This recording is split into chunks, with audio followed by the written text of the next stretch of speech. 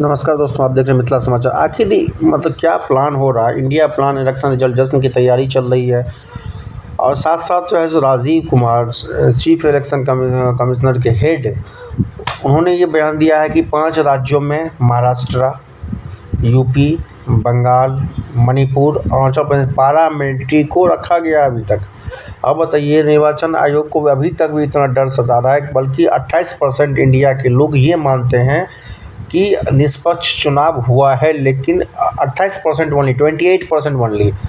लेकिन इसी के अगेंस्ट में कुछ जगह कांग्रेस की कुछ तस्वीरें आ रही है हेडक्वार्टर की। 2004 के बाद यदि कहीं पे जश्न मनाने की तैयारी है, टेंट वगैरह, एसी वगैरह, कूलर वगैरह लग रहा है, तो वो कांग्रेस मुख्यालय में है, अकबर रोड में, दिल्ली में। लेकिन साथ साथ दिल्ली नहीं, बिहार तक मौसम गर्म है। अगला 12 घंटा बहुत ही टफ होने वाला है। देखने वाली बातें हम लोग हर पल पल का रिपोर्ट आपको देते रहेंगे। Manish Kumar Mani, Facebook live on the R K College. 8 बजे मिथिला समाचार भी दोनों जगह लाइव रहेंगे, 9 बजे और सुधी न्यूज़ पे रहेंगे और 10 बजे फिर मनीष कुमार मनी पेज पे। धन्यवाद सबको मिथिला समाचार में।